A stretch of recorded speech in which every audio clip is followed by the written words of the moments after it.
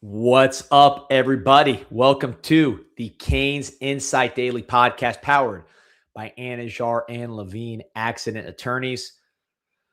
We're on to the 2026 season already. A lot of movement. Miami, because they played in the championship game, their portal window is longer, so you're seeing a lot of names exit, a lot of what we'll call mutual departures that we will break down. Also, some coaching staff shakeup as well, as the rest of the staff is on the road. Of course, Damon Wilson here in Miami, 5-star defensive end, one of the top portal defensive ends, if not the best portal defensive player in the country. We'll break all of this down. First, some folks will break down your case. Anajar and Levine Accident Attorneys. If you or someone you care about has been injured in an accident, you could be entitled to significant compensation. Dial 1-800-747-FREE, 1-800-747-3733. Take back control of your life with Anajar and Levine. Pete, hop in. D, good morning. Morning, man. Tough one. I know, hoping for the Canes hoops to dull some of the pain from the national championship, but a tough game for the Canes against FSU. I feel like a big fat loser this morning, man. This is, I can't lie to you. Like walking out of the national championship, I had my head held high, excited about, what was to come. Very proud of the effort for the team, all season long. Walking out of the SCO last night, I was a dejected, angry, visibly upset person. 11-point favorites, FSU's first win over a Power 4 team this season. Forget that, honestly, it was the smallest FSU crowd I've ever seen, and they weren't loud, even though they won the game. Like, there wasn't an FSU contingent there, so I wasn't even upset about it being FSU. It could have been a Boston College, another lowly ACC team. But you cannot lose that game. If you're Miami, if you're trying to, you got to win the games you're supposed to win to get into the tournament, right? The top half of the ACC is very strong. You hope that you can knock off one of the teams in there that you're going to be able to play here. But, a Louisville, a North Carolina. But at the end of the day, you got to win that game at home against the worst team in the conference. So how does the team respond from here? Obviously, we're going to get into football here in just a second. We won't get into full detail about the game. We can do that later. But the team has to, after the Clemson loss, they didn't really have a good performance, but it was at least a ranked team on the road. This one, no excuse for. So angry and,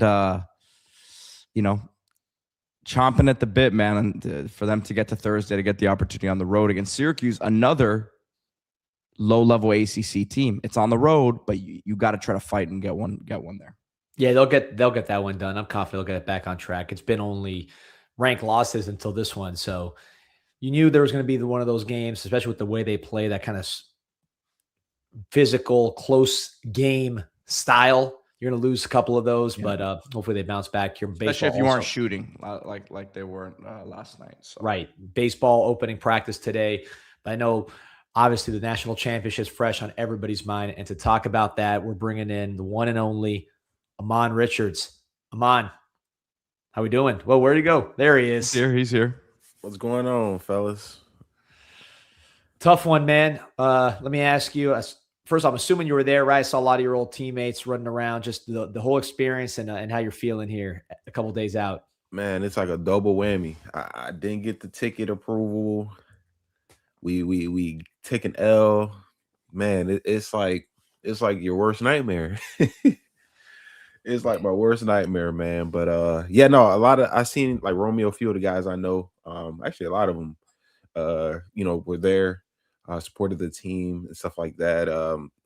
But tough loss, man. There's really no way to really spin it.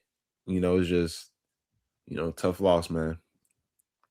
You're just looking at how the game unfolded as far as offensively, first half, really nothing going on. Picks up there in the second half. Just starting with the offensive side of the ball, what do you see over the course of the game with the offense? I mean, I just feel like we have to have some type of tempo, going forward.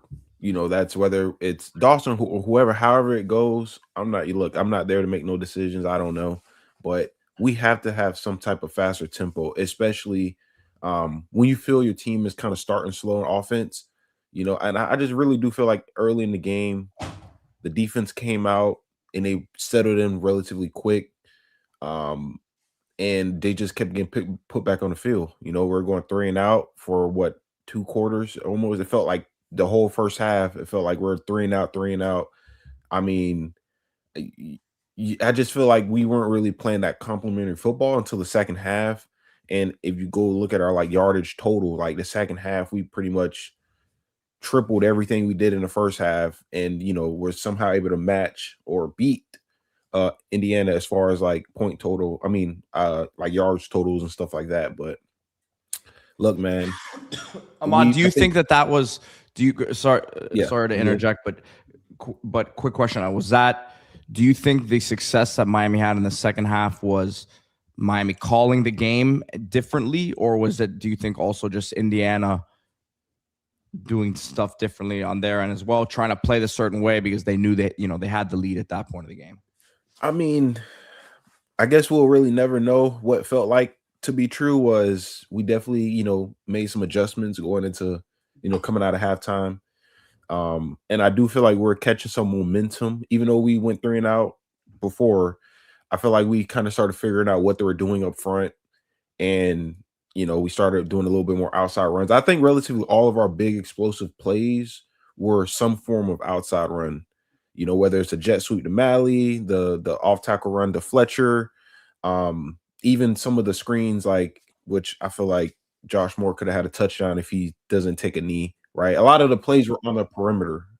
We ended up scoring on that drive, though. No, yeah, I think so. So I believe so. I don't know off the top of my head like that, but I guess what I'm saying is, yes, I do think we made adjustments, but I do think we also took way too long to figure out what they were throwing at us. I don't know if they thought we thought they would bring a lot more pressure than they did in the first half, because they were rushing 3, dropping 8, almost like majority of that first half.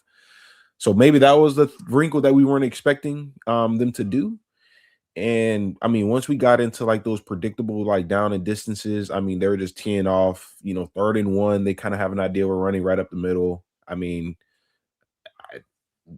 I don't want to say out scheme, right? Because it's a lot that can go around, but it just wasn't our best night. That was on film though. The 3rd and 1 runs were on, we're on film. Hey, but like they said, man, I mean, it's a national championship game, man. I mean, there's really no room for error. And at the end of the day, we made the more mistakes than they did. We gave up the more explosive plays. We were terrible on 3rd downs. At one point, we're like 0 for 9 on 3rd downs. I mean, you're just not going to win like that. And the fact that we still had a chance at the end of the football game to win just reminds me of like that Louisville SMU kind of vibe, where it's like, erase the mistakes, erase the penalties. And obviously, we're having a different conversation, but that's football, right? You can't go back, you can't change what actually transpired. You can play the hypothetical forever, but what happened on the field is what happened. So, but it's tough, man. But as part of me is not as like hurt as I thought I would be, like this early. Just off the strength of that, I just look back at how far we came throughout the season and just the obstacles and how the team battled. And, we got to the biggest game. And at the end of the day, like, we just didn't perform our best. And we just made one too many mistakes. And, like, I don't want to keep rambling, but I mean, when you see a block punt for a touchdown, that's kind of like the indicator, like, it's not your night, like, as someone that's been on the sideline, when you see those type of plays, man, you just like kind of shake your head like, what? Like, there is no way, because that play don't happen. Like, if you went on AI or Chat GPT and Googled how many times a block punt went for a touchdown in the last 10 years, I'm pretty sure it's some crazy low number, right? But of course, in the biggest game of it all, right, you get the one thing that you almost don't even prepare for or practice for. So. You know what the game reminded me of the more I thought about it? It was almost like the reverse of not the same exact game, but how the game flow was the reverse of the Ole Miss Miami game, where like if Ole Miss scores on that last drive, Miami was the better team in that game, but Ole Miss pulled it. They pulled it out. Yeah. Especially the way it was going back and forth there. If Miami would have scored a touchdown on the last drive and won that game, I mean, when I say the better team, I mean there was a lot of indicators that showed Miami did a lot of great things, but again, Indiana made the plays that needed to be made, and they didn't make the same mistakes as Miami. So I think like in that respect, if Miami would have scored, it felt like that same sort of flow of the game, especially the way that fourth quarter played out. Yeah, no, I can agree to that. I mean, it's just Come on, man. Let me tell you something. Mike Ryan yesterday was real down when we had him on. You seem very down right now, man. I obviously were upset about the loss, man. But I get you, man. It's hard to get there. It's hard to get there. It's just knowing that we really should have won the football game, right? And how things could be so much different if you just erase one or two plays. But that's football for you, you know. It takes one or two plays to swing a game, or and that's just what it comes down to. I mean, missed field goal, doinking right before the half, and then you got block punt for a touchdown. I mean, and then they threw 100 back shoulder fades. I mean, I just felt like we were playing like some team on Madden, where they just run the 3 cheese plays all games, RPO, they're throwing fade routes all game. I mean, if you would have told me that's how we're going to lose, I'd be like, no way. But that's what they did to everyone, though, Ahmmon. That's what they do. That's literally what they did. So Gambit says, let's be honest, folks. I mean this from a good place. Miami was out-coached. It happens, but that's something we can learn from. I mean, I think we're kind of just out-executed, which maybe coaching plays a part in that. But, I mean, they were executing, like you said, those back shoulder fades. To me, Ahmmon, the reason why I'm kind of tipping my hat to Indiana and saying they should have won the game. They deserve to win the game. We could have won the game. Yeah. They won it. I mean, that run when Mendoza ran over Wesley Basaint, and look, this is not to knock Wes. Wes is the man and was, to me, our best linebacker all year. Was just it's been a really, really great game. But when when the quarterback runs over your starting linebacker in a key fourth down, it was their night, in my view. Another world, like in Cal, Wes knocks him out, right? Mm-hmm. But this time this was their day, it seemed like to me. I don't know, but you got to sometimes tip your cap to these dudes. Yeah, I mean, they converted twice on fourth down on the same drive. I mean, it's just kind of one of those, just like, yeah, you're right. Like, you can't really like come up with any type of like, the referees cheated us or nothing. Like, I mean, dude, they converted on one drive, 2 4th and 5s, went for it, didn't punt, didn't. They called their timeout, dialed up their play, and they took their shot to their guy, and they trusted their guys. I mean, on the block punt, I could obviously say I wish we didn't punt it on 4th and 1, but then again, that's, I mean, it's always hindsight, right? You can always go back. Yeah, I think the field goal thing too. That's the field goal decision was one, but they had been stopping Miami on those short yardage situations. Exactly. So I it's one of those things, man, where you can always look at the outcome and then reverse and say we should have did the opposite of what actually happened.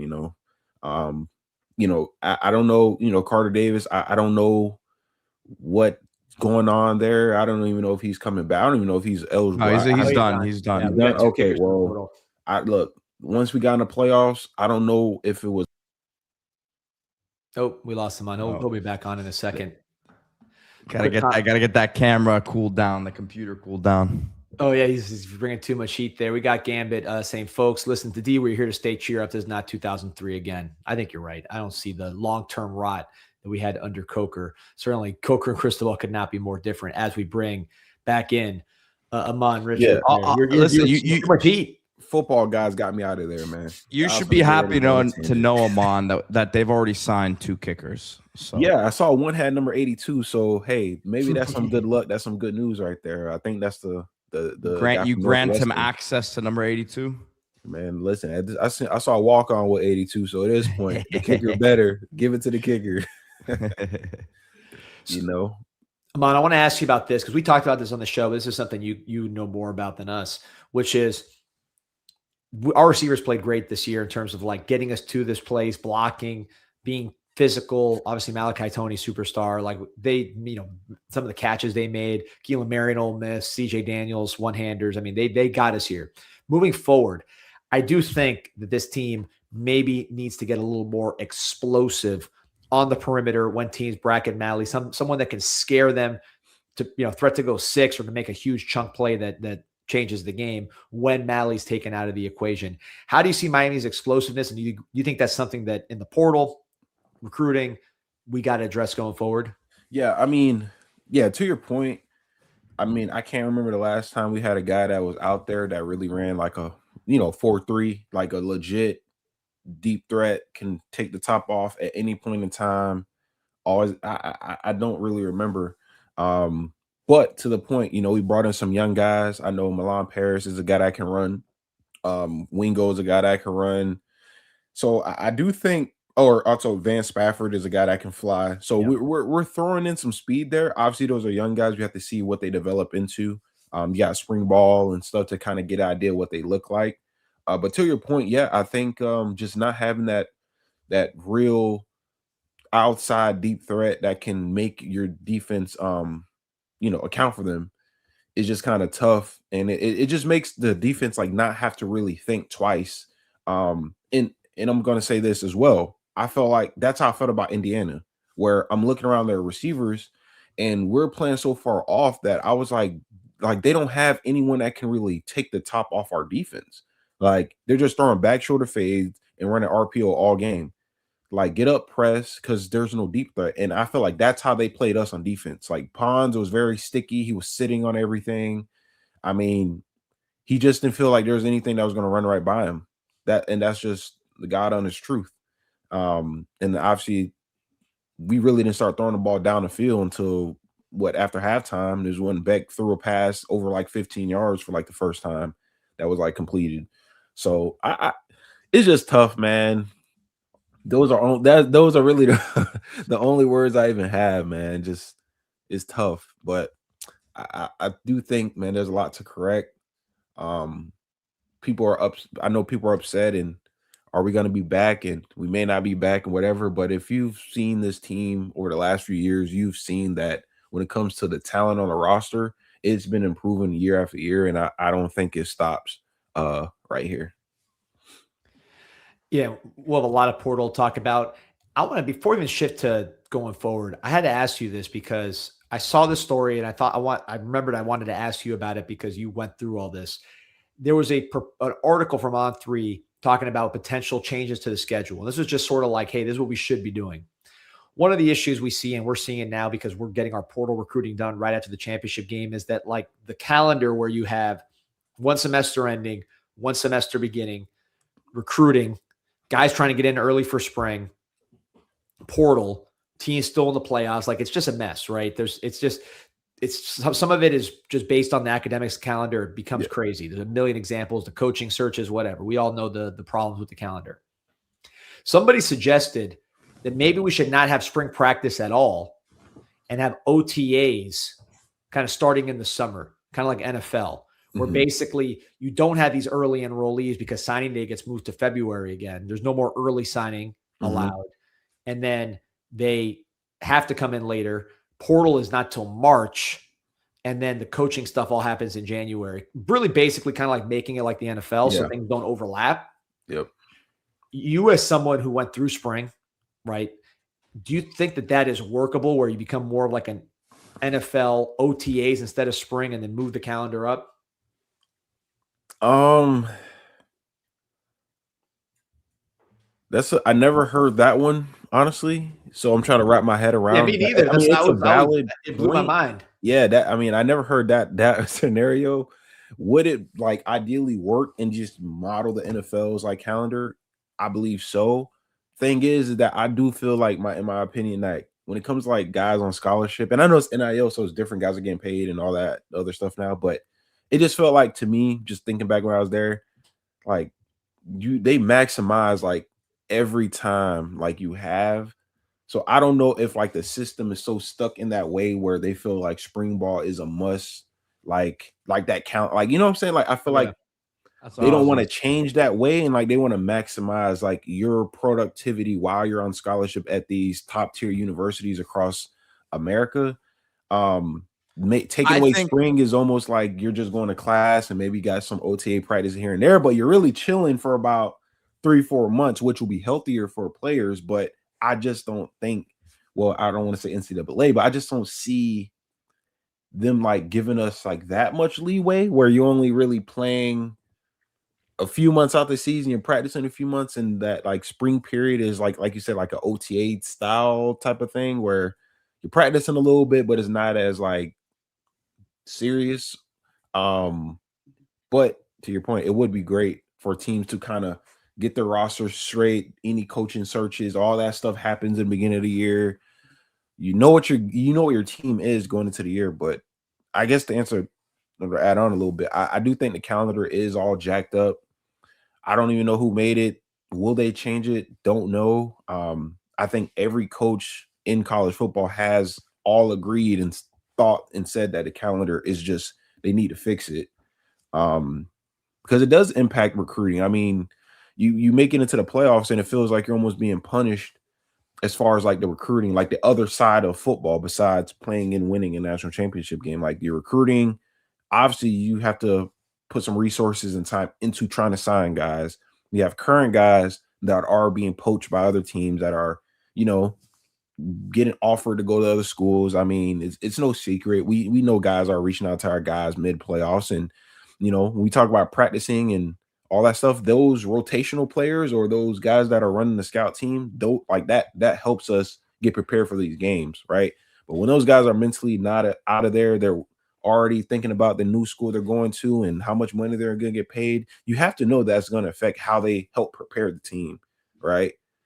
I mean, it is what it is, man. Hopefully one day they fix it. Hopefully one day soon. But that suggestion was great, actually.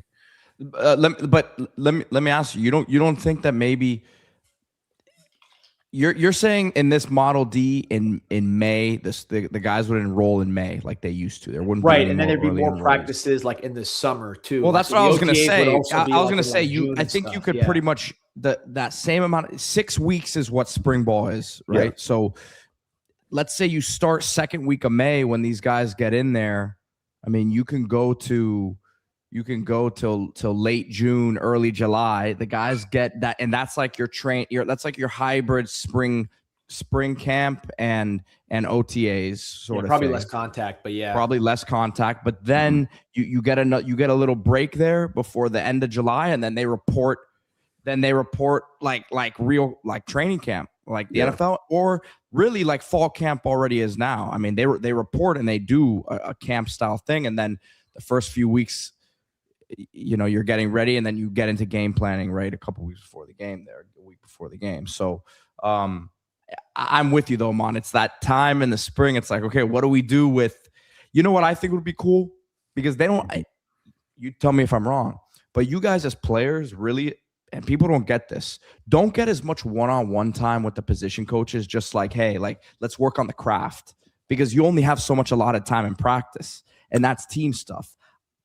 Right now, what do these guys do in the spring, Ahmmon? They fly to Miami, they go to Atlanta, and they go work with these trainers, right? And I'm not saying it's a bad thing. They're only allowed to work a certain amount of time with their position coaches. Yeah. Could you imagine? And I guarantee you these coaches would rather be doing this in the spring now. Mm-hmm. Hey, Jason Taylor, you're going to be working 2 hours on positional work with your guys, and you're going to have that allotted time 3 times a week in the spring. And you can actually work on that's how you can actually, when you talk about development, I don't think people realize how much of it is down to the player on their own to get extra work in, because they're not allowed to be with their position coaches on the field for that amount of time. So I think that might be where the system could help these guys become better players. And I think that's what it really should look like, in my opinion.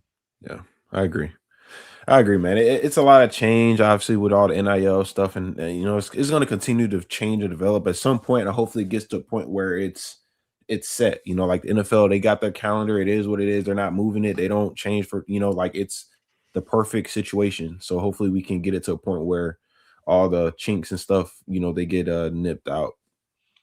So now I was looking forward to this next football season here. Obviously, a lot of moving parts. Mensa, we'll talk about the lawsuit here in a second. Let's assume he'll be a Hurricane. I think that's the expectation that everybody has. We'll talk about that more later. But I mean, everybody's expectation is Mensa will be the quarterback.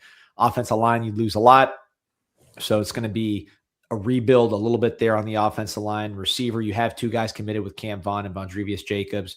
Malachi Toney, he's just showed in the playoffs that he's top 5 player in the sport, period. Yeah. So just from this offense moving forward, let's assume Fletcher comes back as he said he would. What do you see with this offense going into 2026, assuming Metz is at quarterback? Yeah. So in my opinion, I do think Dawson's offense definitely is a lot better when there's a quarterback that can extend plays when the original plays aren't working. And you saw with Cam Ward where things are boxed up, he extends a play, guys get open, scramble drill, 15-yard gain, and I just think, with Carson Beck, that's not his style of play. That's not, that's not what he can do or provide you, I should say, at quarterback. Running game, I think we're gonna have a really good running game. I know there might be some guys leaving or whatever the case may be. We understand this how it goes, but Mark Fletcher, you try to get Mark Fletcher, Jordan Lyle, or between Marty Brown and Jordan Pringle or Gerard Pringle. If you can get 3 of those guys back, I think we'll have that sustained run game again. Where now I think Fletcher will have an even better year next year. This was his first year actually like healthy. And even then, he still got nicked up here and there throughout the season. So, that final year, senior body mindset, I think he'll have a really great year for us. And then I think adding Mensa, a guy who's more of a pure passer that can really make all of the throws and can use his legs. Like I said, he's not the fastest guy. He's not I don't think he's Cam Ward, as far as twitch in the pocket, but he ain't Carson Beck, at all. He's like your tier under Ward as far as mobility, but he's going to throw the football. I mean, I think Duke had him throwing that thing 50 times a game, 50 times a game. He won't have to do that here, obviously, but I do think having a guy that can truly, you're not thinking in the back of his mind when he throw the football, oh, God, I hope it's not a pick. We're talking 36 touchdowns or 35 to 6 pick ratio. With all those attempts, that tells me that's a really good decision maker, in my opinion. So I think the offense is going to be very, very electric. We got some fast guys in there. We got some young guys with some real juice in there as well. Tight end position is the only thing where, obviously Lofton's there. I heard, the Mueller kid is going to be a guy as well. But that's the only position I can think of. I could think of that I'm like, left tackle, I think we're gonna figure that out relatively. I was gonna say we have to see how the O-line shakes out, but I don't worry about that. Yeah, it's hard for me to really ever worry about O-line here. I think whether it's a Jordan Seaton or Markel Bell, retaining him some way, somehow. I think one of the 2 situations, I think that's how it's gonna play out. Right tackle, most likely, in my opinion, based on the early stuff and just number 1 player, you're probably, it's probably going to be Cantwell day 1 out the gate. And then guard positions, we can figure that out. You got Sampson still in there. 78, what's his name? I always forget his name. McCoy. I want to call him Cooper so bad. I don't know why. McCoy, he's in there. And then center, Rodriguez or SJ, probably Rodriguez. I think he was starting 2024 till he got hurt against Florida. So I overall I like what's coming back. I don't think we're really losing that much on offense. On defense, I mean, we're talking about you're losing Ruben May and Mesidor, but you're bringing in Hayden Lowe, Marquise Lightfoot, and then we're obviously got the top edge, arguably edge player in college football coming back, and we have a chance to obviously bring him in. We have breaking news here, and it started in the comments, but if anyone's still concerned about how Miami's quarterback situation is going to play out, Barry Jackson, what did he say? Tweeted, by the way, it was 2 minutes ago. He said, by the way, was assured a bit ago that Mensa at this time has no desire to remain at Duke, and this is different from the Washington situation where the QB Damon Williams ultimately was fine with staying. Mensa has been unwavering in wanting to join UM per a source. Normally, you are unwavering in your beliefs when you know you're on the right side of the law. Yeah. The law. Well, I think this is big because really what it is like the legal part. I don't see any. I guess there's always a way, but I do not. I would bet my house that the courts are not going to say that Mensah has to play for Duke or can't play for Miami. That would basically be turning, and we'll talk about this more down the road. That's basically turning this NIL agreement into an employment contract, which would set the world on fire. And this judge is not going to do this with the way the contract's drafted. I'll get into that more detail later. But basically, I'm confident in the legal part. The part that you can't really control is if Mensah himself just says, you know what, this is a pain in the ass. I'm going to go back to Duke. Right, kind of like what Damon Williams did. And then it doesn't matter what the law is, because if he's going back and they're paying him more, you don't get him and you can't replace him because the portal's closed. So that to me is the nightmare scenario. And that's different than the legal scenario. But what Barry's saying here, and this is in line with what I had heard, but this is good to see again, is that that's not going to happen because Mensah knows, number one, Duke's a dead program. Number two, they're suing him and kind of screw you. I'm going to Miami. This is a huge part of it because the law, I think, is going to work itself out. So big news there. Yep. That's huge. Ahmmon, we got a comment here from Sammy. He says about Indiana game, it's rigged. ESPN wants them to win. I think ESPN's fine either way. When you're putting Michael Irvin on every single TV, a Bella Danger on every single TV, Miami brings a lot of juice to the college football world. So I think they like both these teams, quite frankly, because of the story Indiana was. Miami probably going forward, Indiana will go back to earth and they'll be good, but they won't be the same team. Miami, I think, is actually going to be a media darling. It sounds crazy to say, but Miami gets numbers and they bring a lot of entertainment value. Donald, what did you see with the media coverage just of Mon, kind of like all the spotlight they got this season? I mean, I do feel like early in the season, people were, pulling the usual, like, oh, Miami, they look good, right? I do feel like the media does this to Miami, right? They themselves say, hey, Miami is back, right? And then we drop a game or two, then they immediately act like they didn't say the stuff. They come on here and be like, everyone says Miami's back. They're not back, when we've never said that, right? Chris Ball never said it. No one's ever said we're back. Now, get to the end of the season, I do think there was one or two sides, right? You had the Miami haters who wanted us to not be in the playoffs and get in. Then you had the people who saw a team that was progressing forward and playing really good football late in the season. And I feel like once we beat A&M, it turned into you guys are going to lose the next game. Ohio State, defending champions, right? We beat them. And then after that Ole Miss game, I think people were kind of like, okay, they're for real.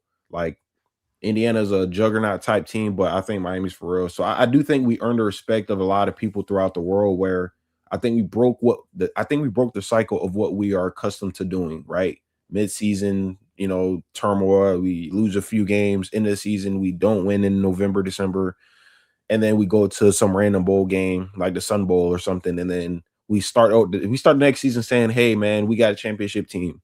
And I feel like this year, it stood to be true. Yes, we did lose the big game, obviously, but I mean, I do think we earned the respect from a lot of people across the nation who probably didn't like Miami and realized, no, we actually have the program running the right way. We got the right type of players, the right coach, and it just wasn't our night, man. And year after year, you have opportunity to prove yourself and get back to the game, and I think that's now our new focus. So we got a couple comments here. Lawyer W6Z says Duke is petty. If Miami offers to buy out his contract, why try to hold the kid hostage? It is what it is. I agree. They're trying to just make a muck out of it. But with Mensah sounding like he's going to stand in the paint, I know Mario and the team's going to be in it to win it. And the president, which I think is the key part, Joe Echeverria, there's a different animal with Joe Echeverria and how locked in he is as far as making us. He's not going to let us get walked over. No, he's not going to let them. He will be walking over. Yeah. Mr. Milan Baby, appreciate support, says, hey, my boy AR, I said the same thing, got heat on here. Appreciate Beck, but Coach Dawson is not sad right now. Mensah fits his offense to extend plays. Just my 2 cents on it. I think if you give Mensah a lot of receivers, he's going to do work. The crazy thing is if they both went pro this year, I think Beck actually would go higher based on what I've read from NFL people, just because Beck's a little stronger, more just he's more of an NFL type of guy. But I think Mensa in college, he threw for 3,900 yards last year. When you give him, if you can give him, some 3-4 wide situations where he is really being the point guard and distributing that thing, getting rid of it quick, he can put up some serious numbers, and it won't be as down as it was this year, because 14 play drives is great, but you don't want to only have 14 play drives. It'd be nice to have 14 play drives and then some explosive 2 play drives. And that's kind of what I feel like we didn't have like a up-tempo offense. Like I feel like we had to put together long drives and capitalize on it. But it'd be nice, man, to go out there 5 plays, 4 plays, like 70, 80 yards and get a touchdown. I mean, that would be great. And I do think Mensa kind of has that ability where those extended plays, rolling out the pocket, finding like when the defenses break down, that's what made last year's offense like that exciting and the number one offense in America, where we can extend the plays that are dead. Like the final play, I don't want to go back in history now at this point, but that final play of the game, like you can imagine Cam Ward looks around, nothing's open. He rolls out to his left and probably finds someone slipping through the coverage. And, and I think that's like the other phase of football that I think we're missing, this year that could have probably, won us a few more games. But it's crazy to me. I'm excited for next year's offense, honestly. It's crazy to me. It's like you look at Beck and Ward, they're very different. It's like with Ward, I think you got to give him time. If you give him time, the receivers don't have to be elite, because he can make them elite by extending the play, letting them get open, scramble, drill, whatever it is, and then making the dynamic play. With Beck, the line's important for everybody, but I think Beck, what he really needs is he needs elite dudes that he can get to quick, and then they can make something happen. Like when he had Brock Bowers and McConkey, that's when he had huge numbers. He was one of the top passers statistically in the country. So like a guy like you, Ahmmon, like Beck giving you a stride quick, and then you break a tackle and go 60, that to me is like they're different in that way. Where Ward, for sure, I'd rather invest in offensive line. And with Beck, and we'll see what happens in the pros, I think both these guys are going to have a chance to start games and show what they can do. Beck obviously not going to be the first pick like Ward, but he'll get a chance. I think with him, it's more about his receivers, whereas with Ward, it's more about getting time to make the magic himself. Yeah, I think Beck is the type of quarterback that he'll have more success in the NFL, where I think that style of play fits his game more. And obviously, NFL teams have a lot of talent, right? I mean, obviously you don't go to like the bottom tier teams, but based on the draft grade, he'll probably go to like a playoff caliber type team, probably be the backup, learn a few years, right, and then get his opportunity. But I think he'll be a better pro than college player, for sure. Ward was, to your point, like, I mean, he's the type of guy that can go to the Tennessee Titans, no real talent really out there, and he can still have like a great season, and still make something happen out of nothing. And but that's the difference between those two. But Ward obviously is a crazy type talent. But yeah, I think Mensa is going to give us a lot to root for next year and a lot to cheer for in offense. And I think it'll be a little bit more exciting as far as like splash plays, deep balls, just the passing game. I think it'll look a lot different next year with Mensa at quarterback. All right, I got a question for you here, but first let me talk about my friends at KashKick, KashKick, in the App Store. 4.5 plus average rating, 1.5 million downloads. Give your free time a raise. KashKick in the App Store. Download it today. You get money on the side into your PayPal just for playing games, all consolidated on the app, browsing, doing surveys, sharing your opinion. Give your free time a raise. KashKick. So I got to ask you about Malachi Tony, man. Another huge performance just now with the whole, we talked on a ton, but every week he gives us something to talk about. Looking at his whole season, where do you rank him going into next year? And just like, what can he add to his game to take him to an even higher level? Shit. Hey, this is the hardest part about when you start and you play so great early, is that now you got to figure out what can I improve on, man. I can't even think of anything relatively off the top of my mind. I mean, good speed, good routes, He breaks tackles. So, I mean, only thing I can think of is maybe like his throwing ability, like, practice getting some more reps at quarterback or something. But all seriousness, man, I think he could just fine tune his game overall. I think what he's doing and what he has, like the ability he has, just tune it up, get in the lab, just more on the jugs, route running. I'm gonna say this. If he's listening, right, or his mom, I know they tune into the show. Do not let them add on too much weight to him. Please, for the Lord, Lord, please do not let this man add too much weight. That's when all the lower body stuff start happening and all that stuff. Look, it's cool, add a few pounds of muscle or whatever naturally, but don't let them add 20, 15, 20 pounds of muscle to the kid. He don't need it. He just showed you in the world that he can play at his size, right? Just tune it up, tune up your body, just get stronger, things of that nature, but just don't start adding on weight. And I know it's a completely different strength staff and all that stuff, nowadays, but that would be my only thing. And someone said ball security. Y'all are crazy, bro. Look, those are like, he got hit by Caleb Downs twice, and then the guy ripped him from behind. I don't really think he has a fumbling problem. It's just 3 unfortunate plays. But if we're gonna be perfectionists, then yes, just practice on that. But I think that's what it takes to be a champ, man. That's what it takes to be a champ is perfection. Yeah, so we are striving perfection. For that, then just get in the lab, just work on a ball control, things of that nature, holding on to the ball. But talent wise, yeah, man, or body, don't put on too much weight. That's it. You can play at your size. You just prove to the world. Don't fall into the narrative that you got to come out looking like Tyreek Hill or something. Ahmmon, we're talking about Malachi here, but just the young receivers in general, and I'll throw JoJo in that mix as well because he's still young, right, in his career, and I still think there's room to grow. Obviously, there's room to grow for him and these other guys, but talk about that group: JoJo, Josh Moore, Dalen Upshaw. Who am I missing there? In that group? Obviously the freshmen coming in. The freshmen coming in, but I'm talking about these guys. Yeah, a lot of them transferred. So a lot of them transferred. So let's talk about that trio in particular. Look, we don't know if all 3 of them are coming back. Dalen Upshaw was hurt here during this playoff run, and I think he might miss spring. It's a foot injury, so that's unfortunate. But talk about those 3 a little bit. Man, okay. So that was a long pause, man. You usually have it ready to go. No, because I'm thinking of I'm like, damn, we really did lose a lot of guys. Yeah, it's tough. No, that's why to me they have to bring in another wide receiver. You brought in 2 already, but it only makes sense. The freshmen we're excited about, but I still think they need another. Yeah, so Josh Moore, right? We've seen him spark at times. I think he has a lot of ability, a lot of upside. We've seen it at times. Obviously, a USF game stands out where he had his coming out party. Kind of shook it off a little bit during the season. I do know at that USF game he did get hurt at some point.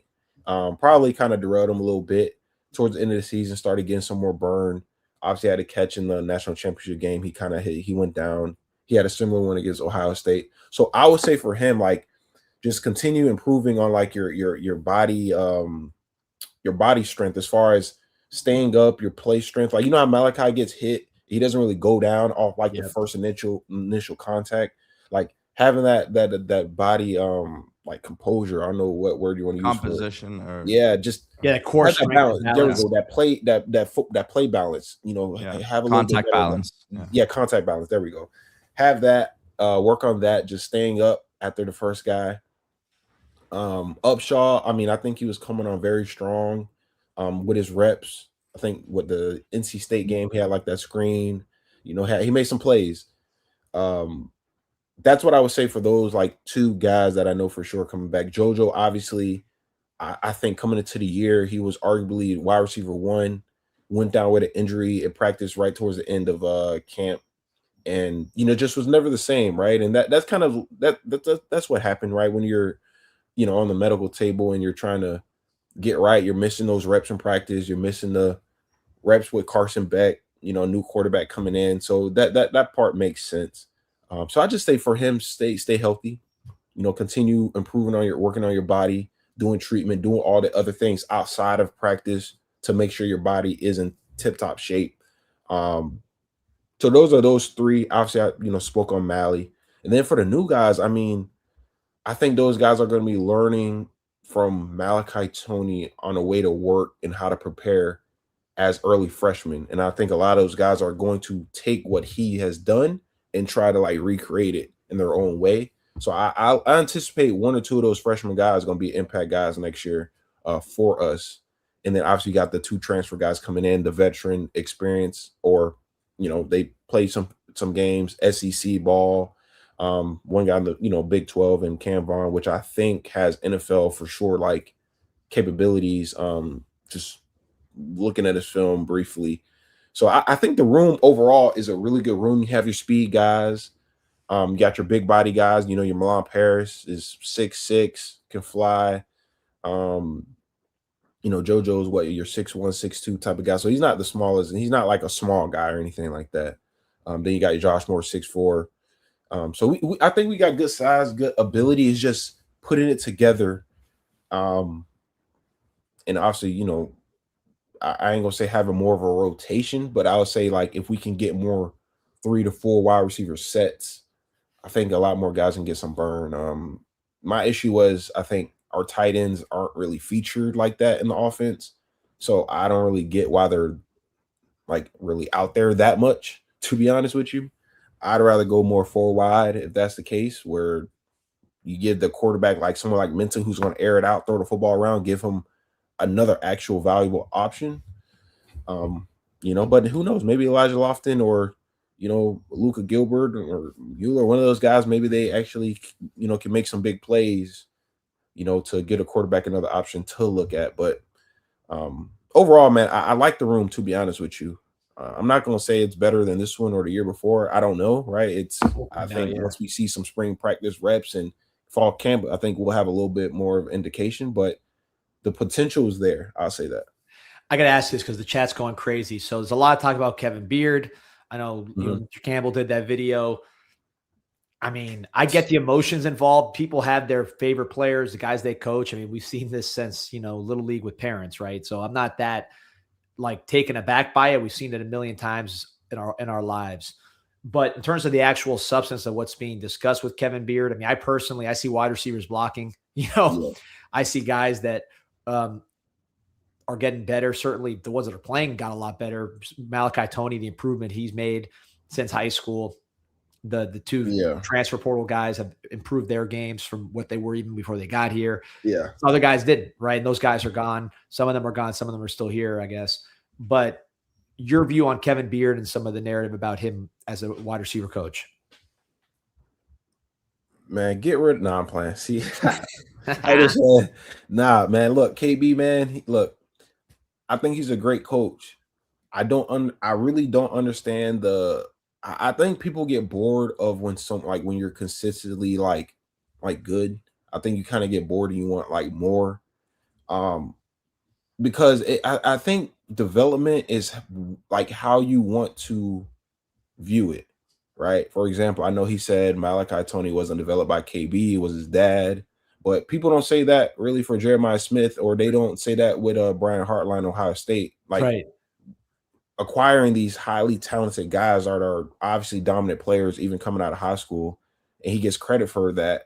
But then at the same time, we get Malachi Tony, who was reclassified, they say 3-star or 4, whatever you want to call it, wasn't a top 5 receiver in his position.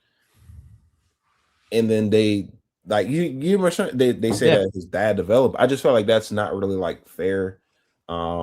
You don't want to give him like credit for whatever reason. I don't really know, but and I don't think that's true, by the way, at all. I didn't even know where that comes from. I mean, genetically he helped him out, but like that whole thing, I don't think that's true. I see it like this: Jacoby George, Xavier Restrepo had career years, like back-to-back years here. First year they had both 800 yards. Second year, obviously Jacoby, was kind of in and out, but X went for 1,000 yards, whatever.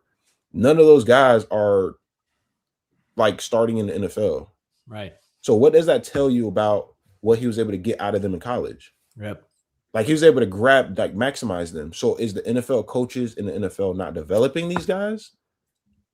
You don't get what I'm trying to say? Yeah. Like I feel like it's how you want to see it. And I feel like sometimes like the fan base kind of just like picks like a guy and they just kind of go. In my opinion, if anyone like you want to like get on or whatever, like I would have questions about the tight end room development. If anyone, no longer. I mean, we've been waiting for that one. We're gonna talk about that one after. But if you want to get into that now, yeah, I mean, I'm just saying, like, I'll just say so let's talk about the news. I want to finish on Beard. Before we get there.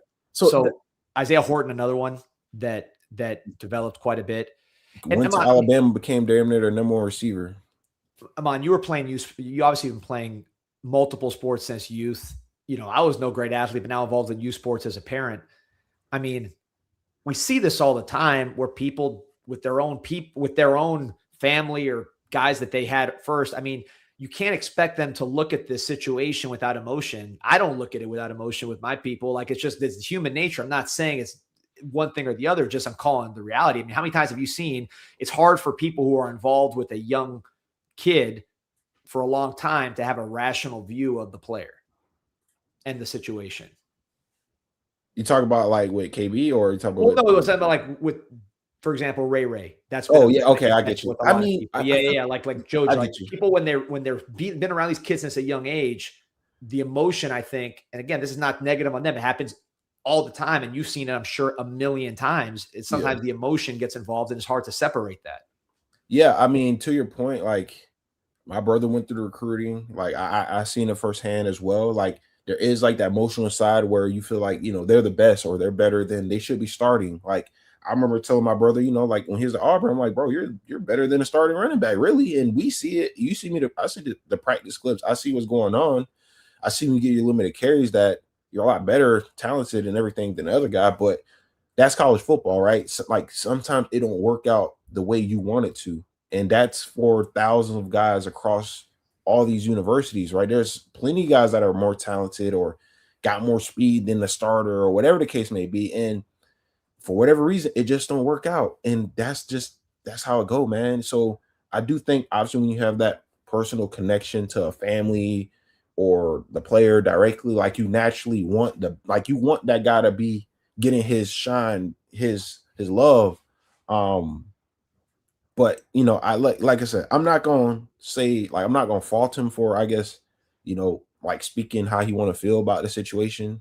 I'm not in the situation, so I don't really know. But at the same time, like I don't think like I'm not gonna be on board like fire the coach because of what? Like I can't see what like has Kevin Beard done like wrong as far as like the football team. Like has he hurt like any of our games?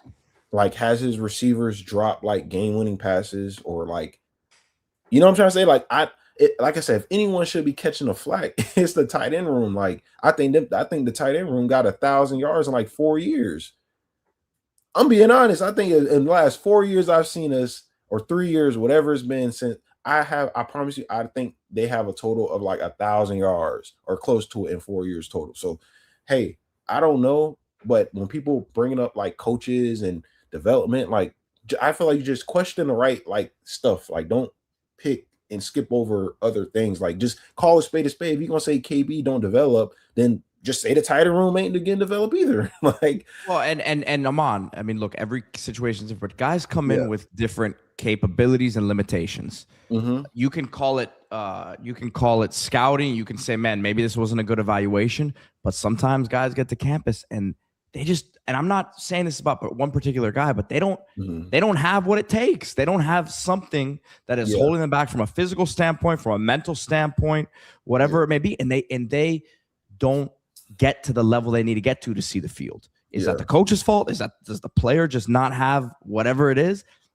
It's very tough to say this is what it is, but that's how this happens. How many guys did you come into Miami with from high school and you say, man, this guy could be good, but it just, for whatever reason, they didn't gain the weight they needed to. They didn't get the playbook. There's usually a reason why.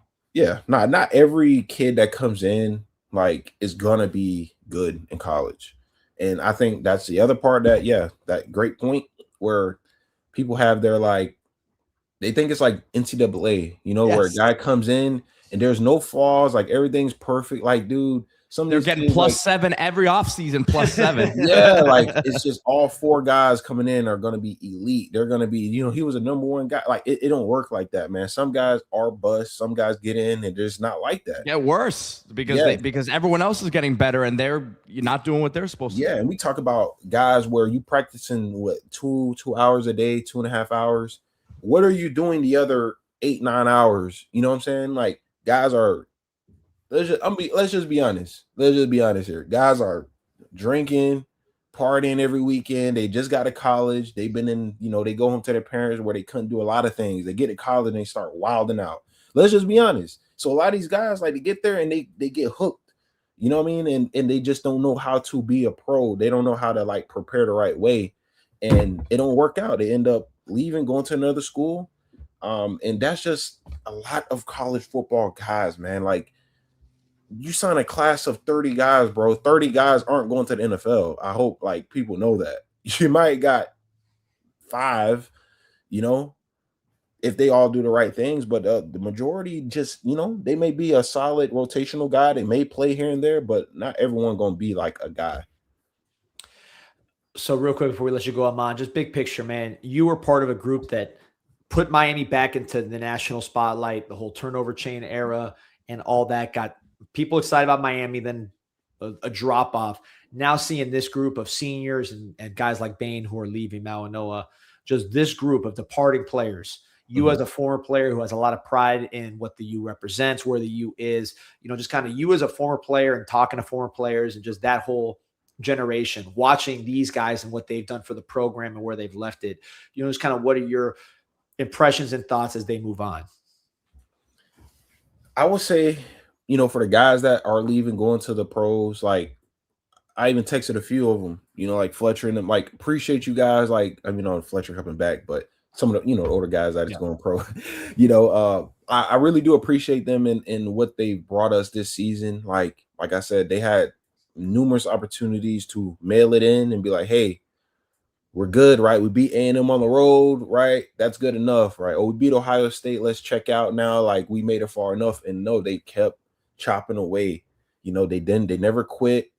They, you know, they showed fight all year long, man. So I really do appreciate those guys. And then for the younger guys, the guys are coming back. Like I think this gives you a little bit of motivation, and gives you a taste at what's possible, right? It makes you know, like, okay, what Coach Cristobal has been preaching for the last few years. Like we were there, we were in the game, right? Like I can lean into that process a little bit more. Maybe I was a little hesitant, right? For the guys out of 100 and some guys on that team, maybe 25, 30 of them was a little bit like, I think this guy just talking. I don't really believe it. Like, but I think if all those guys and you got a taste of it, you start to lean more into like the message into the program because it's tough, it's demanding, bro. They practice hard, they're hitting all the time. Like some guys may be thinking, like, bro, is this guy crazy? Like, is this healthy? Does this really work? And I think you got a taste of it. So I think now going forward, those young guys who got in there, they saw the work, the guys coming back, you lean into it a little bit more. You know, so and I think it'll be good, man. I think next year you'll have a lot more energy. You got a lot of young guys, got a lot of fresh blood out there, but let the dogs loose. And I think we'll see that. So honestly, in my opinion, this is how I see the next season. Win the ACC. Don't do the at-large thing. Just win your conference, win the ACC, and you make another run. Just win the ACC first. That's how I see it. And we'll be there to talk about it along the way, man. Ahmmon Richards, appreciate you all season. We'll be talking more, but it's been a fun one, man, and we'll keep this thing rolling because you know we got to go 1-0 in the offseason, right? Offseason champs and then regular season runner-up. So it's getting a little more even, right? It used to be offseason champs and Pop-Tart Bowl or worse. Now we're regular season runner-up, off-season champ. Let's get those things on the same page, man. But appreciate you. Yeah. No, we're right there, man. So I'm excited, man. I can't wait for spring ball to start. Get a look at the team, and then you know we out there at practice and all that good stuff. And I'm looking forward to next year with another opportunity to go 1-0, as Mario would say. Let's go, Ahmmon Richards. Appreciate you. All righty, man. Go Canes. Good stuff with the Mom Pete. I know we've been ready to talk about a lot of transactions, so we got a lot to get to still. But before that, I want to talk about East Las Canarias Cuban Express, #1 Cuban restaurant on the planet, Dayland Mall, dining pavilion, centrally located. Anything you could want, traditional, new, whatever it is, 7 different types of croquetas, tostones, loaded fries, salads, cubaritos to grab and go, classic sandwiches like the medianoche, pan con lechon, Cuban sandwich, whatever it is, the desserts, the pastries, shakes, of course, Cuban coffee. If you want any kind of Cuban food, go to the best in the planet, East Las Canarias Cuban Express, Dayland Mall Dining Pavilion.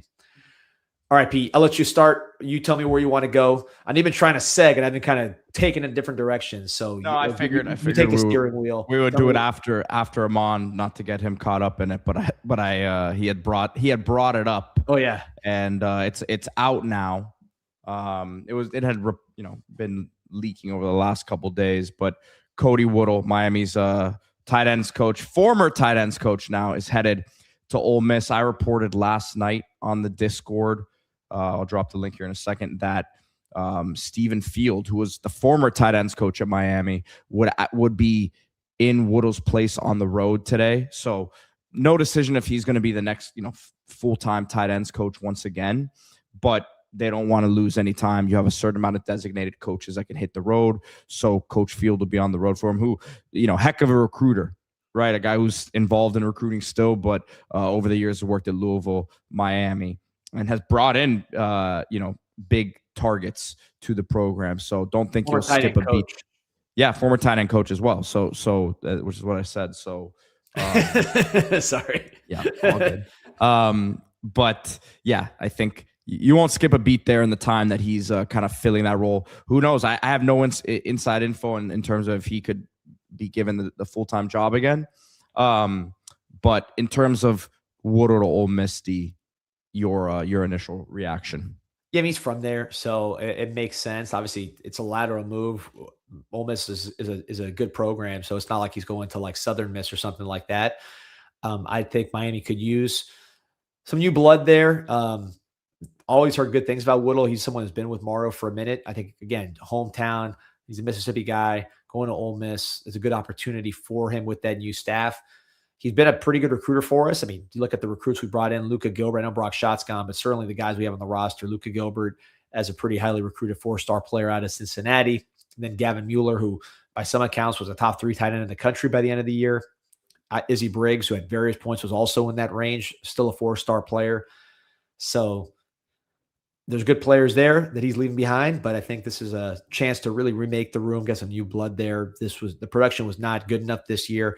This was the most disappointing position on the field.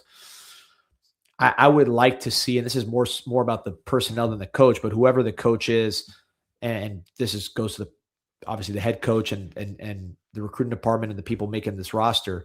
I think we need some more pure tight end bodies. Maybe it's going to come down to the new tight end coach to get the guys we just got, meaning Mueller and Briggs, ready to play, and then get Gilbert to the next level. That might be it, and not bringing someone in. But I just think we need more 6'4 plus guys playing at tight end. So Lofton, you don't have to tell him, hey, bulk up. You're blocking in line. You're a tight end. I don't like that for Lofton. He needs to lose weight. He needs to be lean. I would have him more of a running back or an H-back that can run the ball as well, as opposed to what he was this year, which is really just another tight end at 6'1" and heavy. He was banged up, obviously, too, with injuries. But I just think the extra weight for Lofton, I don't love. Make him a running back that catches passes and plays that H-back role as well. Don't force him in there. We need more McCormick bodies. We need more Riley Williams bodies. Of course, Elijah Arroyo. We need more of those body types on the field, with Lofton being more of a unique guy. Yeah, and I still think they should and probably will add one here in the portal, as just a quick note on the portals. We'll get more on that. There's going to be more names that you guys haven't seen pop yet hitting today. And I think Mensah will officially be in the portal today as well. We'll see when he can actually enroll in Miami, but I think he should be in there today. But tight end wise, I would expect them to add one there. That's I don't want to rely on 2 young guys again there. No, it's a hard position to play early. That's to me, that's true in the NFL. I think it's true in college. takes a lot of physical maturity. You have to have a lot of different roles. Lofton really was unique in playing early, but he also was like a fullback at times. It wasn't just like a tight end. You had so many guys to fill that role with McCormick, Arroyo, and of course, Riley Williams. So to your point, Pete, about the portal, here's what Nako said, that basically, because he posted on Friday, and now we're seeing it now, as this was on Sunday, but that because of the Friday was the cutoff to enter the portal as far as submitting your paperwork. But then weekend, you have a holiday on Monday, and it takes 48 hours to process the portal. So it takes a little bit of time for some of these names to emerge. Someone's at my door, so I'll get it right now while you take this home. But I think ultimately there could be some exciting names entering, and I don't think we're done as far as knowing the names that Miami's going to be after here in this process. Yeah, without a doubt. So we'll get D back on here in just a second, but just so you guys understand, the deadline for players to put the paperwork in was last Friday at 11:59 p.m. Schools have a couple business days basically to get that paperwork in. It's dated at the time that it was given to the school. And then with the holiday Monday, you had an extra 24 hours to push things back there.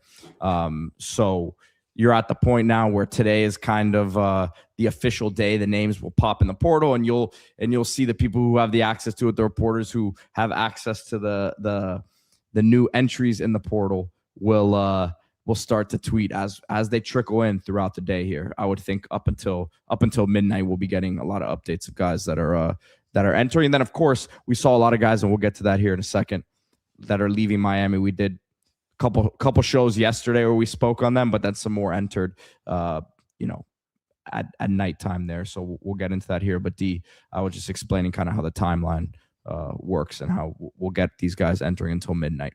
And we'll be updating on everybody that jumps in. With Miami, their timeline's different as well. In terms of leaving, which we'll talk about some of those guys, because Miami and Indiana, because they played in the championship game, they have another window.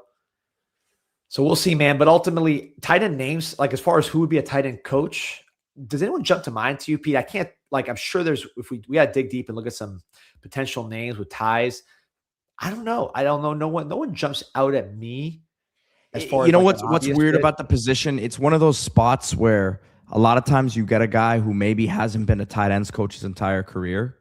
Guy who maybe coaches running backs. It's a move position in terms of, sometimes he uses as a versatile recruiter. Remember, James Coley was Miami's tight ends coach. Yep. For a little bit here. Yeah, he's a guy who's coached quarterbacks, wide receivers. So that it's hard for me to say right now. I would think that Mario's already been working on it, just because we've had an indication this could happen for a couple of weeks now, D. So we'll see. It's an attractive place to work. I know working for coach is always it's a grind, but it's a rewarding process, as we just saw here this season. Yeah, it's got its benefits for sure. I think everybody's resume looks better with what happened this year, what's going to happen in the draft, what's happening in recruiting, all that other stuff. So it'll be interesting to watch. It's good. It wouldn't be an offseason without some coaching search updates on CanesInsight.com. 7.9 million posts and counting. Sign up today. And of course, the Canes Insight podcast, 4,200 on right now. So make sure you like and subscribe. So Pete, we mentioned Miami being in the championship means there's an extended window for guys to jump in. For Miami, meaning leaving, same as Indiana. As you saw, Alberto Mendoza from Indiana go to Georgia Tech. So both teams affected by it. But Miami has had multiple portal entries. We talked about some of them yesterday, but multiple entries since our last show. That will continue, but I don't know where you want to start. A lot of offensive linemen leaving, some defensive linemen leaving. It's a transition for sure for a lot of guys in that second and third team. So I'll let you pick where we start here. We'll start with Tommy Kinsler, D, because to me, I think maybe the writing's been on the wall the last couple months here, really, as he didn't get in the mix. As you saw them, Mario Cristobal and Mirabal will work guys in that they think are ready to play right now and are capable. Even with Ryan Rodriguez, we saw him out there a lot. And Kinsler was someone that there was a lot of excitement about early on in his career. Sometimes these linemen just don't turn that corner necessarily. It's a position where that I don't think people are going to be questioning the development and the coaching at that position, right? So I think that he needs to find the right spot and find a place that he can be serious about getting where he needs to get to, because he's got a whole lot of talent, D. So I don't know where he would have factored in next year, right? I mean, there should have been an opportunity for him, but if he's leaving, then that kind of shows you where he thinks he is in the totem pole. Yeah, no question. I agree. If he would have played this year in like unbalanced lines and stuff like that, you would have been more likely to project him as a returning starter or next year starter. I just think with him, big guy, super athletic. Like you said, there was a lot of excitement about him when he signed. They thought he might have been on the level of Mawanoa and Okunlola just in terms of the physical, because he is so big and athletic. When you see him in person, this is one of, like, if you just don't know anything about football and you see these guys line up in pads and move around, this would be one of the first guys you point to. Coming from Ocala, country, I think it was a different environment coming down here. And to me, it was more mental with Kinsler. I just don't know if, at least with Miami, he had that edge that you wanted necessarily at offensive line. He had all the physical tools, all the athleticism and size, but the ability to bury guys and just play through the whistle like you need at the offensive line position at Miami, I'm not sure he displayed that through his first couple of years here.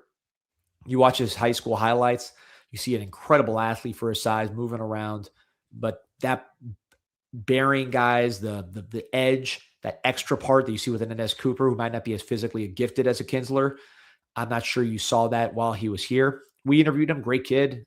Again, really happy-go-lucky. I never heard a bad word of him in that way. I just think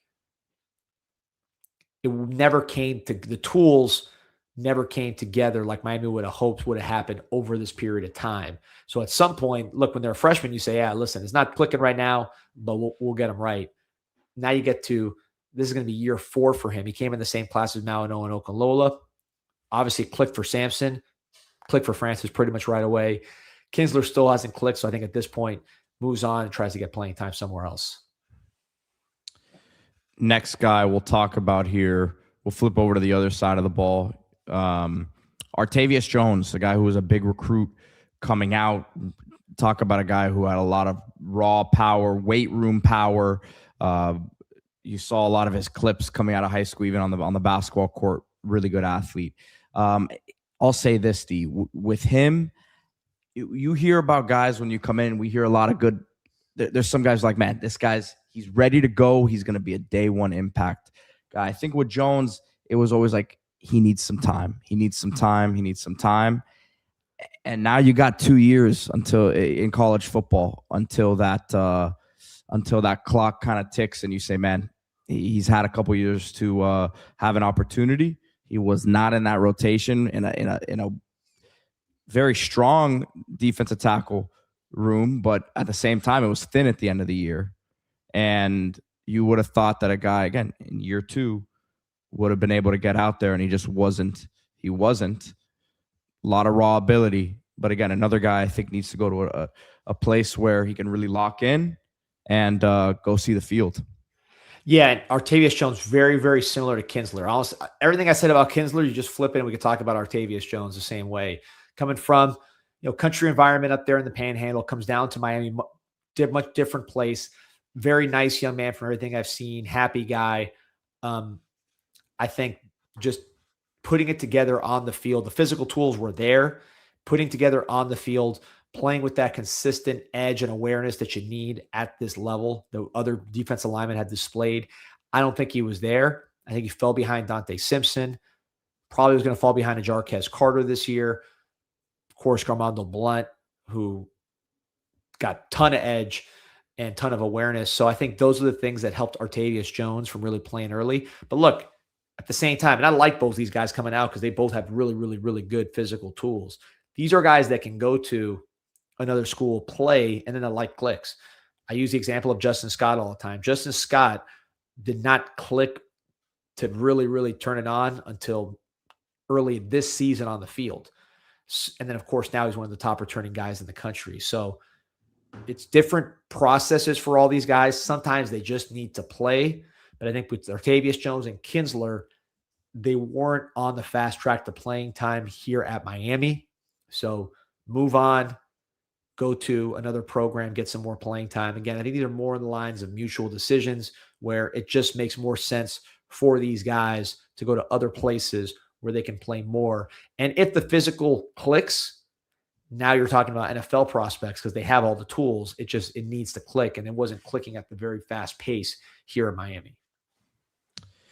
We will flip-flop back to the offensive line here, D, to talk about Nino Francavilla, who really had an interesting recruiting story. Came down for a camp, was in town, was not on anybody's radar, and he had a tremendous camp performance. It was kind of like back to the Al Golden days with this offer. But really, I think he's a guy who I think he can, if he two years from now, 2 years down the road, I think is capable of being a starting center at the University of Miami, right? But center is such a unique position where there's only one guy who plays. It's not guard, it's not tackle, where you're really, and he's not a guy who has that versatility to play one of the other interior spots, guard spots. So I think he's someone that, again, has a future here, but center's a tough one because there's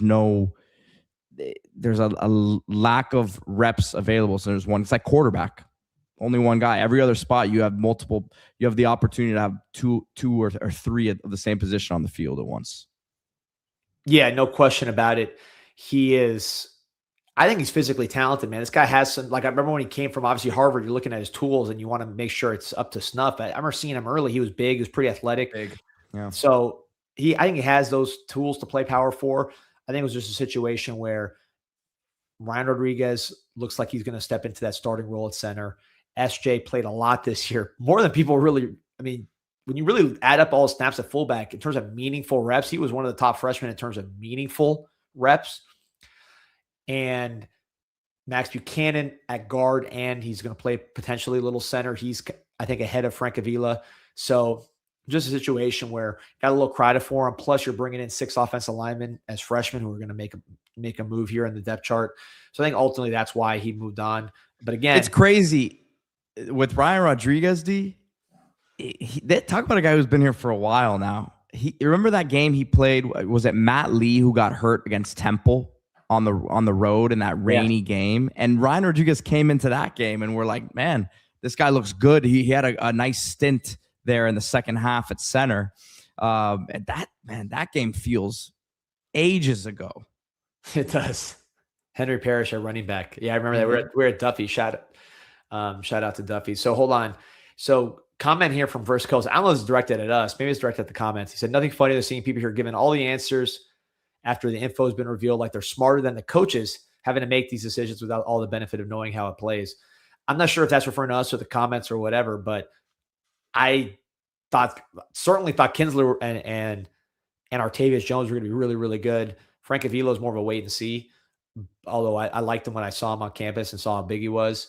But yeah, I understood the evals on all these guys. Some of this stuff works out, some of it doesn't. Sometimes it works out at other schools. That's just how it is. You got to quote my man David Lake, you got to embrace the churn sometimes as you guys go in, you guys go out, and they have more success at other places. I do think with Kinsler, if you go back, I remember watching his senior film, and I was focusing on his size, the way he was moving on screens, and just the talent.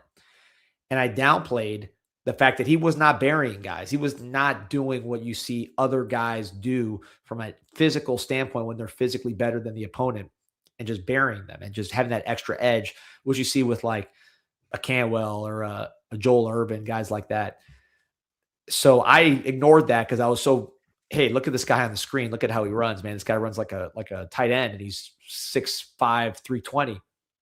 So I'm saying that in retrospect, I was very much on board with Kinsler. So I know that was directed at us, but we are definitely not saying like, hey, what stupid takes these guys were. I don't think they were stupid takes. I just think this is college football in 2026. There's churn. A lot of these guys may end up being great players elsewhere. You see it all the time across the country. And that's the cool thing about the portal.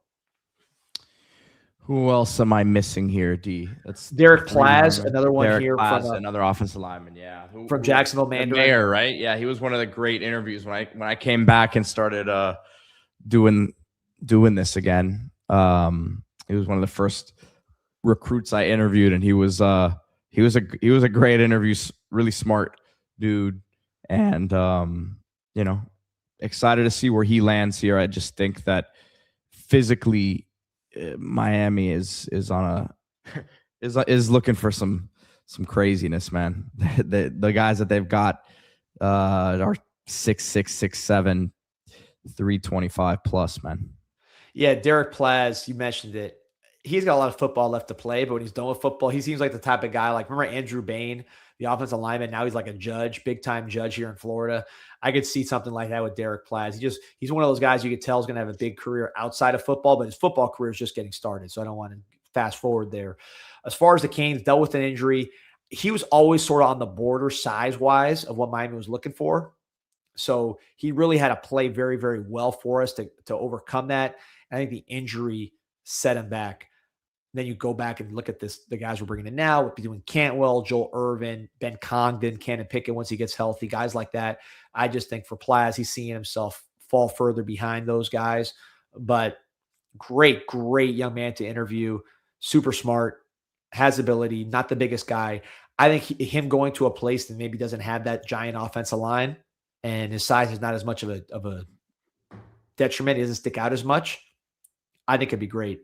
And I think he has a chance to keep playing. But here in Miami, with the size and talent we have in front of him, hard to overcome an injury early. That's just the cutthroat nature of this deal and why the portal is so active. But the good thing is you can start right all over again in a new spot.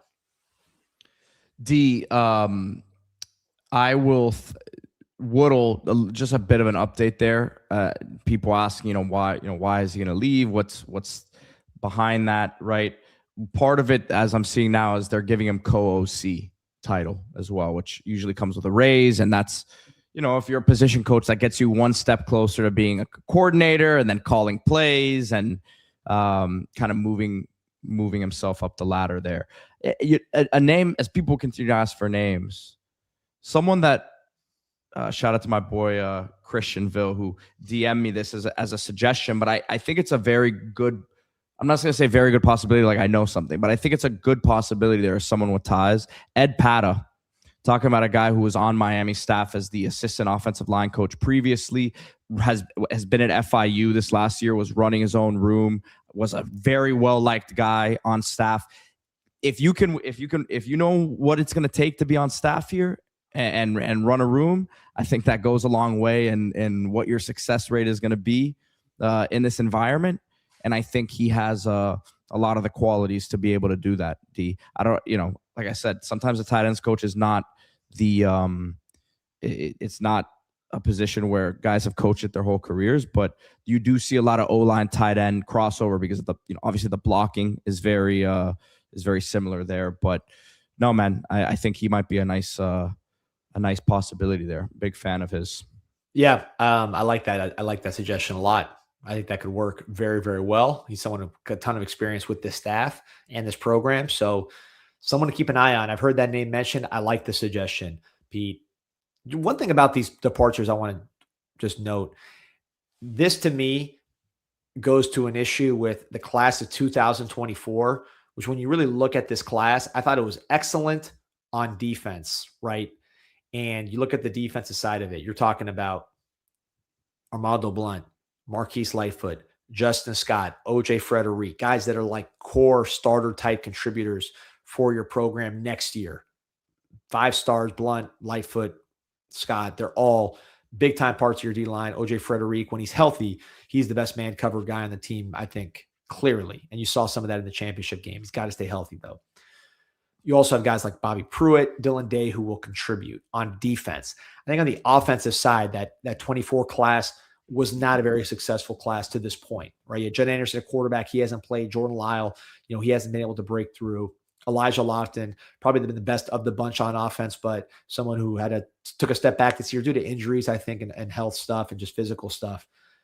But offensive line wise, Markel Bell was awesome as JUCO, right? But as far as the high school guys, Frank Avili's gone, Minaya still hanging around, but Derek Pla's gone. It's there's not a lot left from the offensive side. Chance Robinson gone, Nikar gone. JoJo hasn't been able to find his footing yet. So I think that's one area where you say, all right, the offense in that 24 class, where did that go sideways on us? Because for whatever reason, it's multitude of different reasons, that offensive class has not had a ton of success at Miami. Luckily, you get 25, you get a Malachi Tony, some good receivers there that will help. I think the offensive line will be better as well. Gerard Pringle did his thing, but that was a tough class offensively, I think, for the Miami Hurricanes. Yeah, and got to just, as we continue to say, keep elevating those high school classes, right? 100%. It was an early class, so. By the way, there's some talk about Greg Olson as tight end coach. Wicked Noise says Greg would be amazing. I fear he loves broadcasting. I think he loves making millions and millions of dollars too. He's got a pretty good job there as an announcer. Without the stress. Well, I'm sure there is a level of stress. Let me not diminish the profession, but in this era, I don't know, man. You saw Jason Witten. Didn't Jason Witten try to call games at first? Yeah, I think so. It wasn't great. So now he's coaching. So, yep. Howard Stern says, looks like that 2024 class was a flop. Again, I think it was more offensive versus defense because Justin Scott looks like he's going to be a hell of a player. Is a hell of a player. Big part of this run. Marquise Lightfoot, big part of this run, going to be even better. Armando Blunt. All these guys played a lot on this team and are going forward really good. OJ Frederic, if he's healthy, is one of the best corners to me in the country. Like, just look at what he did with Jeremiah Smith and what he did against Indiana. Like, when he's healthy, he can cover anybody. A freshman All-America, of course. So I think, and we'll see more with Dan Pruitt, hopefully, as this goes on. So I think defensively great. It's just the offense in that class was a pretty big hole. And that's what you're trying to overcome in 25. 26 with a heavy offensive class. And then, of course, with the portal. So can't win them all. But again, I'll quote my man David Lake again: embrace the churn. And this thing is churning right now. The churn will come back. Will come back in our favor here soon.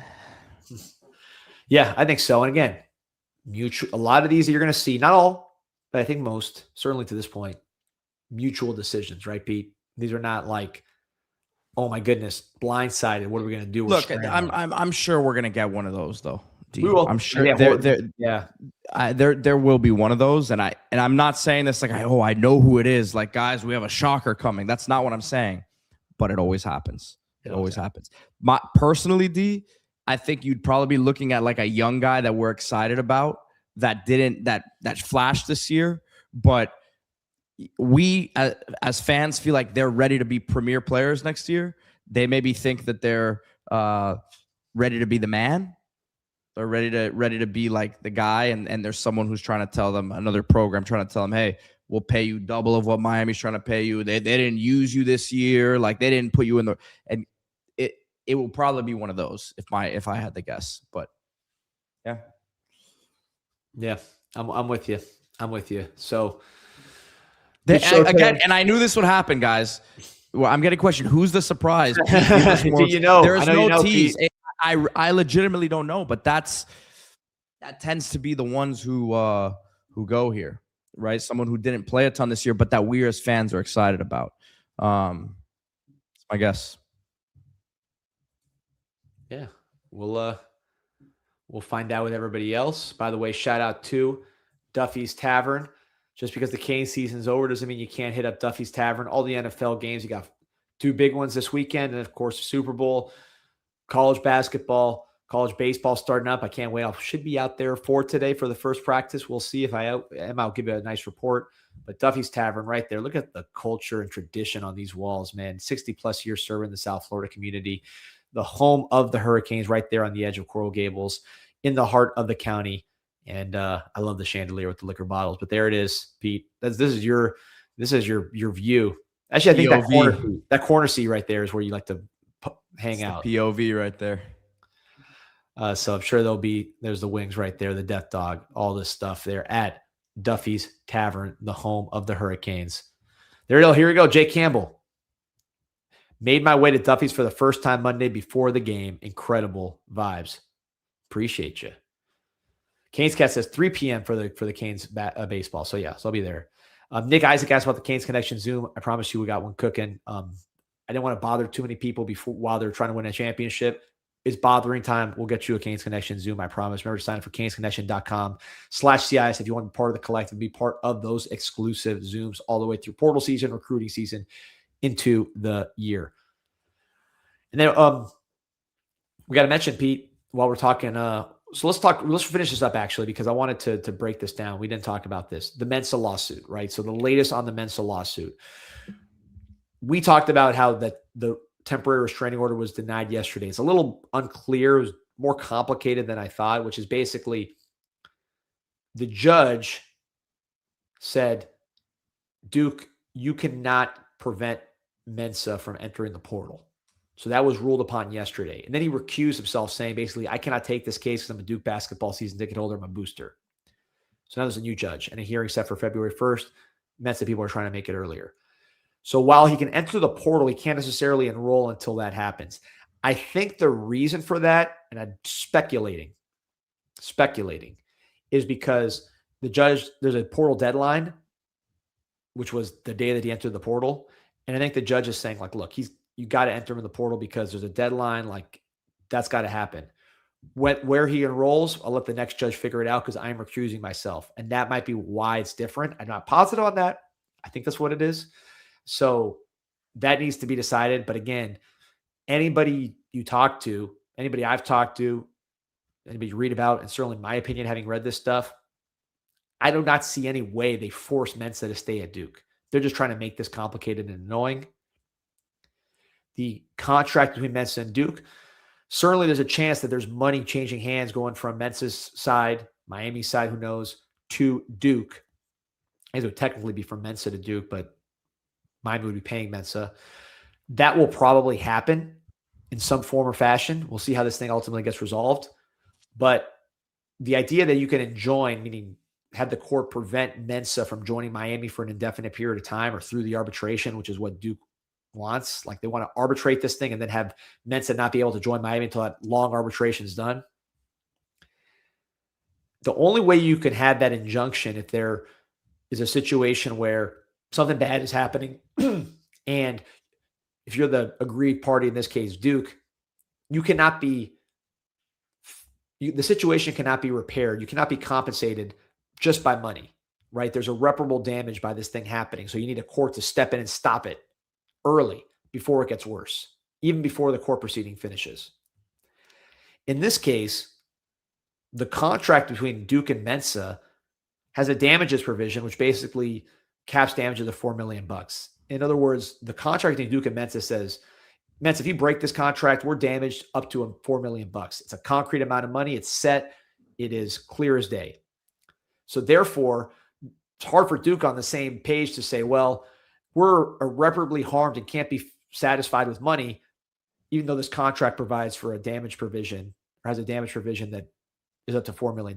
That suggests that damages are calculable and the pain is reparable by paying up to $4 million. So the contract just kind of cuts against what they're trying to do. Separate from that, what they're really trying to do is turn this NIL deal into an employment contract without actually making it an employee. That's the real problem here, because what they're alleging is that they hold the exclusive NIL rights, and that nobody else, no other school can pay them NIL money. That's a non-compete. Well, certainly if he can't play. I mean, if they're saying he can't, if they're saying he can't play and he can't go over there, they're trying to prevent that from happening. Yeah, the NIL part, I think that's going to get sorted out. It's going to be a money issue. But as far as him playing for Miami, my expectation, I think everybody's expectation, probably Duke's expectation. Here it is, D. Here it is. It's as simple as this. I'm pulling up the tweet from McCann Sports Law, who's been all over it, and he's exactly what you're saying right here. Darian Mensah can't be legally forced to stay at Duke. There is no way that happens. He's a college student, and college students can transfer schools. Duke, however, can make the economic cost of leaving so high that he decides to say, this was before the Barry Jackson tweet, and Duke could offer to pay him more to stay. But they're not going to be able to prevent him from coming to Miami. Right. And I think the money will all work itself out. Where there's a will, there's a way on all this stuff. So I love wills. I love wills. I love ways. And where there's a will, I think, for Mensah to play for Miami. There's a will of Miami to be their quarterback, for Mensah to be the quarterback, and the money will work itself out. What you can't happen is have a court say he can't play for you. But again, anyone you ask that knows what they're talking about will tell you that's very, very, very unlikely. It would basically require an activist judge to say, I'm going to upend the entire system of college football and make them employees without actually being employees. And by the way, that judge will likely get reversed by the appellate courts based on the fact that the appellate courts have been resoundingly pro-player in every single decision that's been made. So you'd have a judge not only sticking his neck out, but sticking his neck out right onto the chopping block, knowing he's going to go reverse. And when you're a lower court judge, the last thing you want to do is get reversed because you just look like an idiot. And that's your career. That's how you're kind of measured, is how often you're reversed or your decisions are upheld. If you're constantly getting reversed, it's going to hurt your career. So no one really wants to do something just to get reversed. And I think that's what would happen if they tried to make this NIL contract into an employment agreement, which it is not. And that's, again, the hard part for Duke, is Duke's going to say, all right, we were so damaged because Mensah's not here. But by the way, we're not paying him to play football, right? If it was the NFL, you'd say, yeah, we're damaged by him not playing here because we're paying him to play football and he's not playing football. That's not what Duke can say, because it is illegal under NCAA rules to pay for players.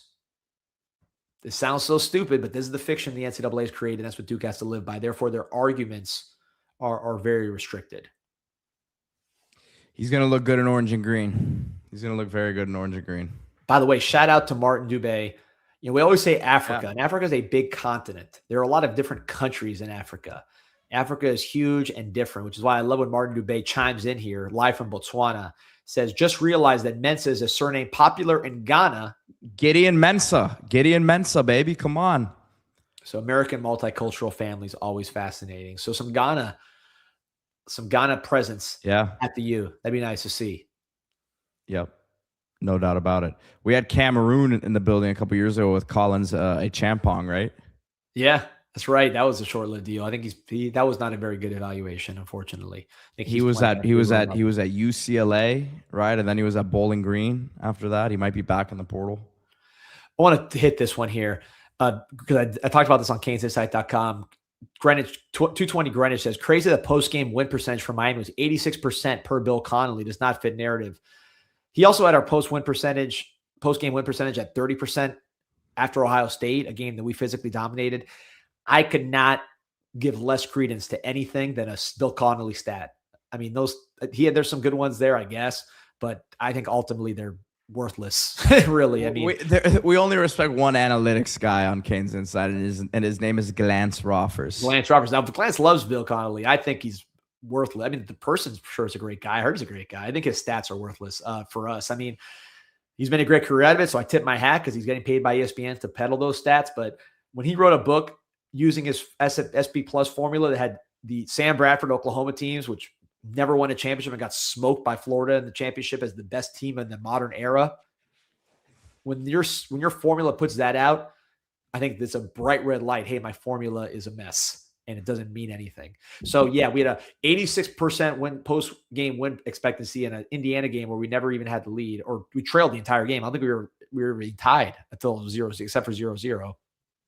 And then Ohio State, where we completely dominated the game physically, we had a 30% post-game win expectancy. Again, you can believe these numbers if you want. I find them quite silly. So take what you want with that. One last thing, Pete, before we go. We got JVP October asking about Seton and Damon Wilson. You start where you want on that one. Obviously, two highly profile top 10 players in the portal and still in the mix for Miami. So what do you see? Damon Wilson was on campus yesterday. From what I understand, Jason Taylor spent an extended period of time with him, in terms of the positional meetings, almost 3 hours. which is rare. That's a long period of time. Even if a guy's on a visit, that's to get the one-on-one time with a coach like that is great. And I mean, you're talking about like what his role would be, watching film, how he can help him with his game. So I think that looks great for Miami right now, man. I think hopefully here in the next couple of days you get an announcement that he's enrolling at Miami. He's there on campus, so feel good about that one. I think the timing of everything works out well. You're getting his last visit too. Jordan Seaton, you're not getting his last visit as he went to LSU. Oregon actually flew and came to see him yesterday, it's interesting. He canceled the Oregon visit. Oregon came to see him. Did he not feel like making the trip across the country? Is Lanning saying, look, I'm just not going to take no for an answer? Who knows there? But I think Miami's still in that one, D. I think again, we've said it for a few days now. As soon as it was announced that he was making the trip to Miami, I felt like Miami would be at least in the ballpark NIL-wise of which I didn't know that was going to be the case early on. Now it's going to come down to, I think LSU and Miami really are the two here. Lane has been following him around as well. But as of last night, Miami was certainly in this thing. You get a tweet that pops out today with any of these guys say, hey, they're headed here. But as of last night, Miami was definitely in that one. Yeah, no question about it. I think that's a money deal. I think he wants to be in Miami. He knows that Miami has much better offensive line development than Lane Kiffin and, quite frankly, Dan Lanning. Oregon's offensive line was extremely overrated this year, and that was proven in the playoffs. So football-wise, it makes sense. Location-wise, I mean, this is a city guy. He wants to be in Miami. I don't think anyone doubts that. By the way, 5,300 on live. Like and subscribe to the show. I don't think anyone's surprised by that. So it's really going to come down to money, and that won't be done until the final offer is made and accepted. So that's what I'm watching there. Couple comments I want to get to here. Zaylen says, Trooper Taylor, tight end coach with the Devil. Appreciate you, Zaylen. Great meeting you again. That's one of my Trooper Taylor. I'll tell you what, man. Back in the day, he definitely had certainly had interest in coming to coach at Miami. That was my guy, man. The great towel waver of his generation. Heck of a recruiter. Has had some transgressions in terms of NCAA transgressions in the past, but we're in a new era. So a lot of requests, and this one's been all season for AR to work with JoJo in the off season, kind of like a Duper Hankerson kind of deal. So we've seen that one certainly a few times. So Martin Dubé was an African perspective. To give perspective, D-Money, the lower 48 states of the USA fit neatly into the Sahara part of Africa. Yeah, big continent there, man. Big man. We're gonna have to get out there one day, you and I. Oh, it's a dream. And see Martin. It's a dream. Botswana, man. Let's line it up. Angel, appreciate your support. Says, ran into Bain yesterday at the Canes basketball game. Top-notch dude. Going to miss that guy tattooing the opposition on the field. Wishing the absolute best.